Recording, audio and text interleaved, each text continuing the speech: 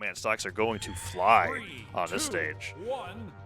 This is going to be a short one for sure. DB, if he can get those extensions, those strings already opening up, gets the dodge read, but Vecinaa able to avoid anything extra on that one. Finally picks up a greatsword of their own. Oh my goodness. Both of them able to get these chop ups, those dodge reads. Ooh. Goes in for the neutral light. Finisher does connect. Sidelight. Oh, he puts up the whole 3-piece string, even though not a single one of those hit. Sidelight. Oh, he doesn't get it, and DB goes in for the punish, and they're both getting opener dodge. They're dodging away after the opener, getting their own opener, and then they're dodging away from the opener. That time, it's just every time they're just not being able to find the final blow. And now we're getting into the territory where it's like, okay, if I can't hit my sidelight finisher and you can't hit your sidelight finisher, it's time to hit that recovery button. D-Light recovery comes through. Doesn't take Vecinaa off the top just yet, but that could change very quickly as it goes over to the greatsword. He's keeping him unarmed. Yeah, that did disarm the greatsword recovery. Will lead to the first knock, and of course DB going to be sticking with that greatsword. Vecinaa has the free weapon spawn and the pocket sand, almost getting the stock off of DB. Whoa. Down air didn't hit, but he didn't get the landing hitbox, so he didn't get punished for it. DB getting that sidelight, and this is such a great position for any greatsword player, is to have their opponent on the left side or right side of the stage, be in that edge guard situation. Nice neutral stick off the top. But yet, when you have greatsword on an edge guard, you could do sidelight opener, you could do recovery, you could do anything right there to basically just keep them from feeling safe about returning to the ground, force them to recover upwards, and then get back to center of the stage. It's beautiful. We're seeing DB do a similar thing here. Down air, side air, gravity cancel, side sig. And Vecinaa was just too scared to come back to the stage, didn't have the resources after dodging. He was going for a punish. Now, he was looking for a punish on the whiffed side sig, so you saw Vecinaa actually drift away from the stage.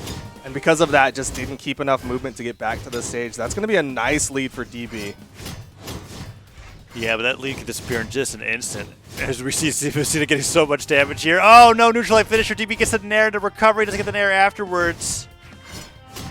Sidelight pivots all the way around. Oh, the downlight misses, but DB gets that neutral light. And double neutral sig. What? He just kept hitting sigs. I was like, okay, he hit one neutral sig, it's fine. Oh, he hit it. Oh, okay, no, then he lands the third signature, the side sig, and DB just completely shuts down Vecinaa in game number 1.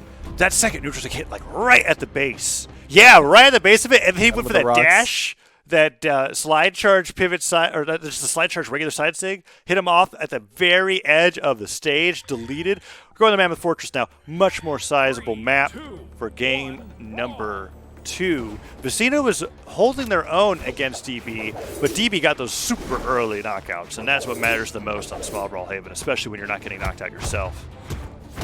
Vecinaa definitely has some really good strings. You're seeing him get those extensions when he can get those openers, but on the other side, DB just having a little bit more consistency, just getting that damage over time, leading to those knockouts. Just putting out hitboxes like, stay over there, Vecinaa. Yeah. Ooh, sidelight hits. Was a little hesitant on the neutral light afterwards. Vecinaa just comes right back to the stage with a powerful recovery. Neutral stick would have taken DB off the top of the side, so interrupts whatever Vecinaa was planning. And puts him on the left side of the stage. Vecinaa's still in control, and that recovery will take him off the top. That platform not so safe when you're against greatsword. It can cover almost, I feel like, 2/3 of it on the way up if you space it correctly. DB going down is huge. And now Vecinaa, ooh, really going off the strings. And it's starting to shine here in this game number 2. Vecinaa's string play on the greatsword. What a weird... DB did a landing down air, which can lead to bridge moves, but then decided to just back out and then try to go for a turnaround. Like, there's this stutter. This DB's trying to change up his timing, and it's not quite working out. He still does find the knockout onto Vecinaa, but DB looking a little awkward right now with the greatsword. Vecinaa didn't pivot there. Had the right idea. Dash jump side air from DB. Gets a good amount of damage. Down light into neutral light. Or down air into neutral light. Oh, Vecinaa just guarding the weapon. This is an awkward moment where I feel like both players doesn't really feel like they have control. DB just starting to take it away from Vecinaa as he evens up the damage. Side air a little bit too high. Side sig will connect. Put Vecinaa in a real bad spot. Ground pound. Vecinaa did get the wall touch. So Vecinaa does gets that turnaround, and DB still maintains the stage control off that recovery. Beautiful. Side finisher to get the second stock off of Vecinaa. Very clever being able to catch him up in the air like that with the neutral light, and then using the downlight bridge to get the side light finisher, utilizing all 3 stances in the greatsword to take out that stock and punish the dodge from Vecinaa.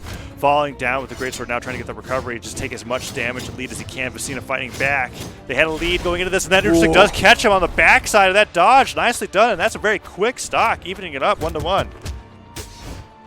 Yeah, an immediate return. This one looking real close for game number 2. Vecinaa with the juggles, but DB gets that weapon pick up and now has Vecinaa in the offstage. Ooh, that was a great dash downlight opener. Just so much distance on that move, catching Vecinaa off guard, but the recovery hit. Oh, recovery kills.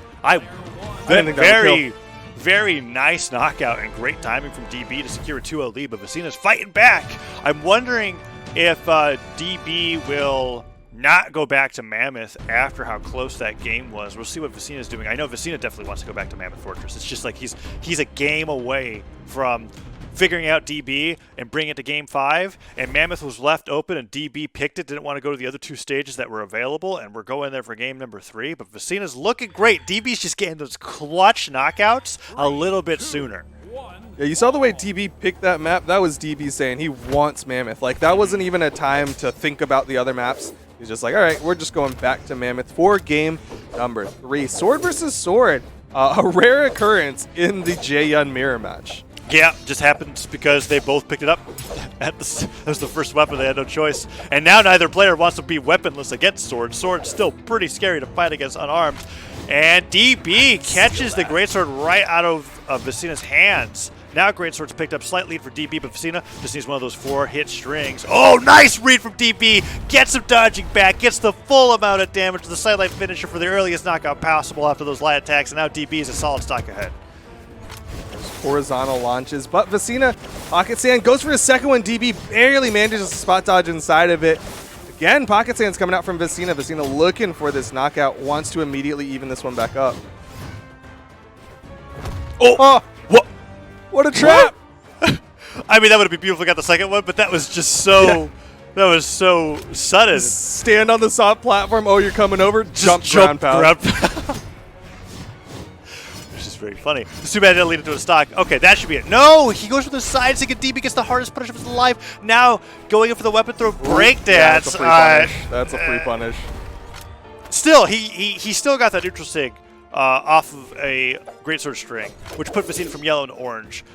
Really huge with Vecinaa whiffing on that side stick, and now sider from DB, fully charged side stick. I mean, that may have knocked out if that hit.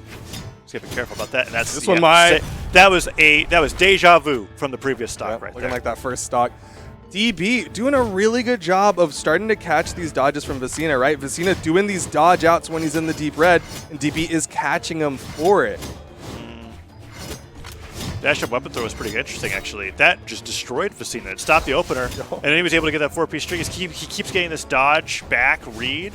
Maybe Vecinaa could do some diagonal dodge to get out of those strings, but then it's just going to be a matter of whether DB is able to catch with those nairs. But it's been so great for DB. Vecinaa's string game has just suffered, and that sidelight opener. Oh, sider doesn't hit, but he gets the neutral stick, and that's it.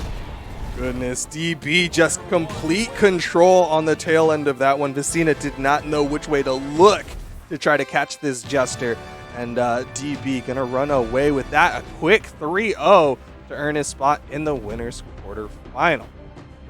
Yeah, and there was a moment in game 2 where the impression I was getting was Vecinaa was getting the read on DB, but it was actually the other way around. DB wanted to go back to Mammoth because he was like, you know what, that game was too close. I know exactly how I have to be able to play that. I could have won better.